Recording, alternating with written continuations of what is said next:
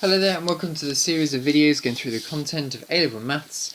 Here we're looking at connected rates of change, so we can answer questions from exercise 9J.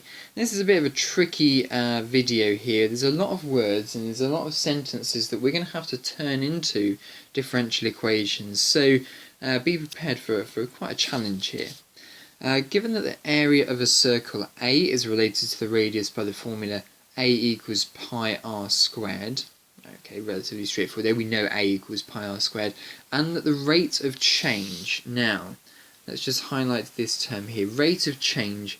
Whenever you see a rate of change, you're going to have a differential on your hands with respect to t on the bottom. So the rate of change of the radius, now that's going to refer to dr by dt. Rate of change means dt on the bottom, and if it's saying of radius, dr is going to be on the top. So that's how you're going to read this sentence here that I've underlined in red. Rate of change, dt on the bottom, of its radius, therefore r is going to go on the bottom, in centimetres per second is 5. Find dA by dt, so that's the rate of change of the area when the radius is equal to 3. Now what we're going to be doing here is combining two different differentials into one. So let's start unpicking what some of this information means. dr by dt equals 5, we know that. This is the rate of change of radius with respect to time is 5. So that's effectively saying that no matter what time the time is, the radius is changing by 5 centimetres every second. So therefore, the circle is getting bigger, the radius is getting bigger by 5 centimetres each second. You can imagine a visual. You start off with a small circle, bigger, bigger, bigger, bigger, and that's the radius getting bigger every second. Okay, the next part of this, dA by dt. We're looking to find dA by dt. We don't know dA by dt, but we know that this is the rate of change of area with respect to time. We know that we're looking for the answer when r is equal to 3, so that's when the radius is 3, or the third circle, no, not the third circle out, it's just radius of 3 rather. So we're being asked, find the rate at which the area is increasing at the moment when the radius is 3, given that the radius is increasing at 5 centimetres per second. So we're going to use the chain rule here to start, starting with the differential we're working out to find dA by dt. So we're looking to find dA by dt, and my advice would be put that on one side of an equals sign. Then we're going to have a couple of things on the right hand side. We already have dr by dt, so put that on the right hand side. Now the t's match up nicely on the bottom, so we don't really want to change much with the t's there. But we'd quite like to get rid of the dr, and we'd quite like to have a dA on the top somewhere as well. And the thing that we need to go back to now is this formula here, A equals pi r squared. If we take A equals pi r squared and treat it as a formula, we can differentiate it. And the differential of this is going to be dA by dr equals 2 pi r. So this is going to be dA on the top and dr on the bottom, just as we've differentiated from this formula here. Now why is this useful to have in our multiplication? Well, if you now look, we now have a dA on the top, and this dr is going to disappear because it will cancel out the dr that's on the bottom of this fraction, if we think about these as multiplying fractions together. So in this case here you can see that that cancellation will happen. It's not going to happen because we're going to just times this thing here by this thing here, but it will cancel out to give us an answer of dA by dt when we simplify. So what we need to find is dA by dt.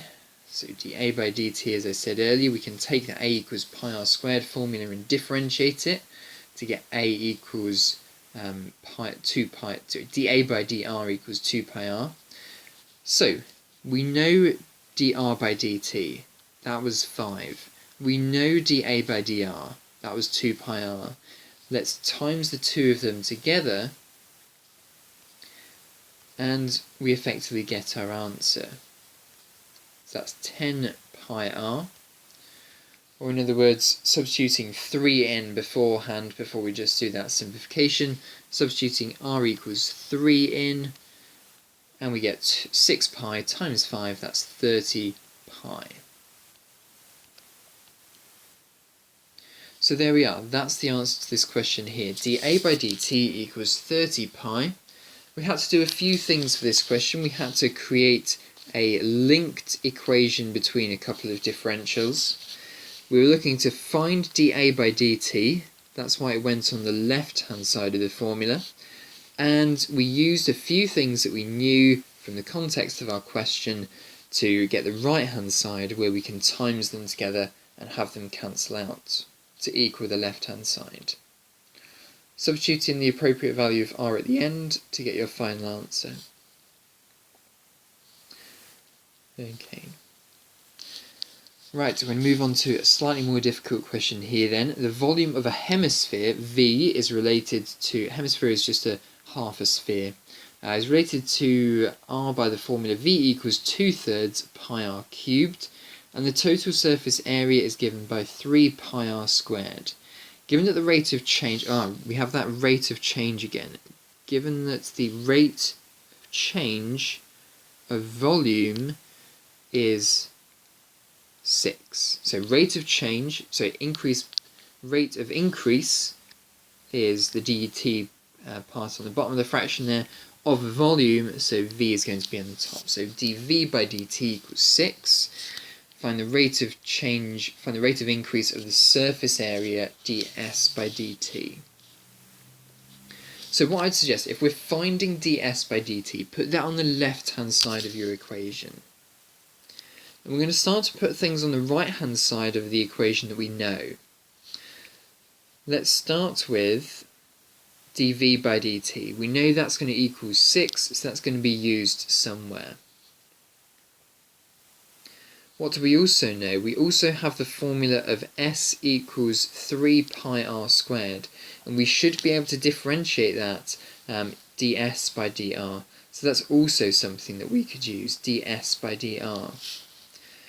And the third thing that we have as well, we still haven't got a dv, so we haven't still got a dr to cancel this one out, is we've also got the v formula. We now need to cancel out the v and the r on the denominators. So we can do this by doing dv by dr, but upside down. Okay, so what we're going to do here is differentiate the v formula, v equals 2/3 pi r cubed, and then do 1 over it to get dr by dv. And can you see why this is important? We're going to want to be cancelling out the drs like this. If they were both on the bottom, they wouldn't cancel each other out, so we want them both on the top. And we want both the dv's to cancel each other out, so that they do cancel each other out. If the dv was on the top, they would not cancel each other out. So we want it to be upside down, this one. This one's a key one that we're going to concentrate on in this example, because we want this one to be the other way around. Let's start to now work all of this stuff out. S equals 3 pi r squared, that's going to be ds by dr equals 6 pi r. V equals 2/3 pi r cubed, so dv by dr equals 2 pi r squared. But we're going to want dr by dv, so 1 over 2 pi r squared. And now we're just going to times all three of them together. So ds by dt equals dv by dt, which was 6, times by ds by dr, which was 6 pi r, times by dr by dv, which was 1 over 2 pi r squared. Times all of this stuff together and simplify where possible, and we get 18 over r. So find the rate of increase of the surface area, ds by dt. The answer is 18 over r.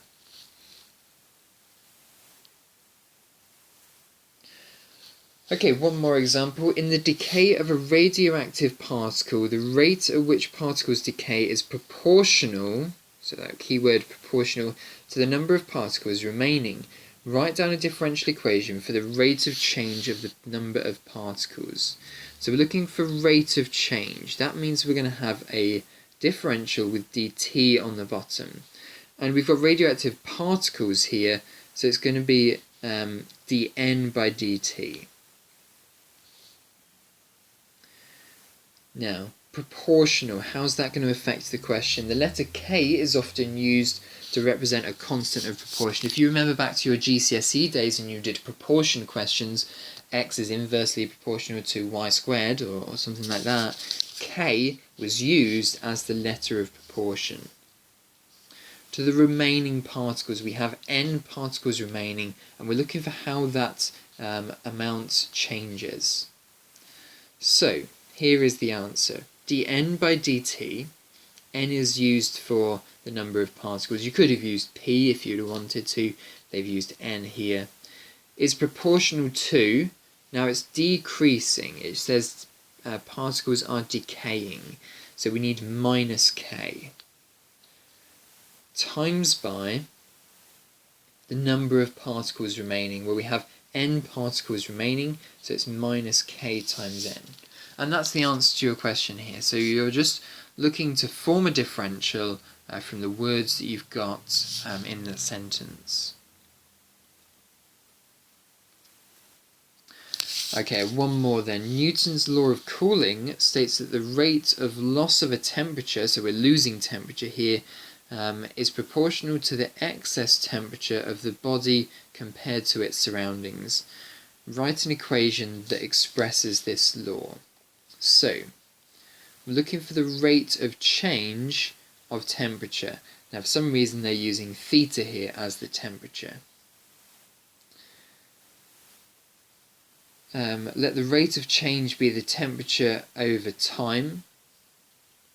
So we're looking for how this temperature changes. The letter K is important because we have a question which is a proportion question.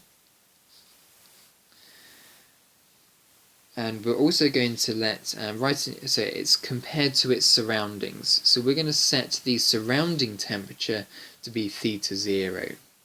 So here's the answer. d theta by dt is equal to minus k, because the temperature is decaying. And it's not just going to be theta as the answer here, because it's the difference between the temperature and the current surroundings. So it's going to be the difference between the current temperature of that particle and the temperature of its surroundings. So theta minus theta 0. If the temperatures were the same, then the change would be nothing, because the subtraction would cancel each other out and the temperature wouldn't need to change. If there is a high temperature difference between the particle and the surroundings, then the change is going to be much bigger. Right, okay, it seems like we've got an endless supply of questions here. Let's carry on. The head of a snowman, a radius r centimeters, loses volume by evaporation at a rate proportional to its surface area. Assuming that the head is spherical and that the volume of the sphere is v equals 4/3 pi r cubed and the surface area is a equals 4 pi r squared, write down a differential equation for the rate of change of the radius of the snowman's head. So, let's go through and read this sentence again. The head of a snowman, radius r, loses volume by evaporation at a rate proportional to its surface area. So, dV by dt, this is the volume of evaporation at a rate, so that's dt, proportional, that's where the k comes in. We're losing, so that's where the negative comes in, as to its surface area, and we're going to use A for surface area. So you've really got to read these sentences extremely carefully. Every single word may have some input into how the equation is formed, dV by dt equals minus Ka. assuming that the head is spherical and that the volume of the sphere is this and the surface area is this, write down a differential for the rate of change of the snowman's head. Write a rate of change for the radius of the snowman's head. So what are we looking for here in this final part here? We're looking for the rate of change of radius. That's dr by dt. Now we've got a few formulas here that we could use. We're looking for dr by dt. So dr by dt will go on the left hand side. Whatever you want to find, put that on the left hand side. Now we're looking to have a series of multiplying differentials here where they all cancel out, the fractions all cancel out to leave dr by dt. So what could we start with? Well, we know dv by dt. That gives us the v on the bottom. That gives us the t on the bottom, sorry. We would now like to get rid of the v and introduce an r. So let's think, which formula would probably be better to be able to do that? Probably this one here. If I take v equals 4 over 3 pi r cubed, then I'm going to get dv by dr, but in that case if I can put it the other way round or upside down, dr by dv, then that's going to work perfectly. So, first thing I'll have to do then is work out what dv by dr is. So that's 4 pi r squared. And it's interesting to see that the surface area of the sphere is actually equal to the differential of the volume. But anyway, that's for a different video. Invert it now because we want dr by dv, 1 over 4 pi r squared. And now we're going to substitute both of these numbers into the formula. dv by dt, we worked that out earlier, was minus ka times 1 over 4 pi r squared. Now, we could probably replace a with 4 pi r squared here. Bring the a back in and we might be able to simplify. So, replace a with what a was. A is equal to 4 pi r squared. Cancel some stuff out. And in fact, it all simplifies down to just minus k. So the rate of change of the volume, the rate of change of the radius of the snowman's head is minus k. That's just the proportion of heat loss, of loss of volume by evaporation. So everything seems to be all in the same proportion to each other. Right then, feel free to rewind and have a view of those videos again. There's a lot of really dense information there. So so have a go at these two questions here then once you have done that. Pause the video and try these two out.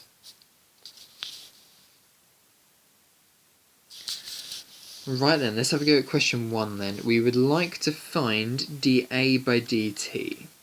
So put that on the left hand side. What do we know? We know dr by dt. And what would we quite like to appear on our fractions? We'd quite like an a to appear on the top of our fraction.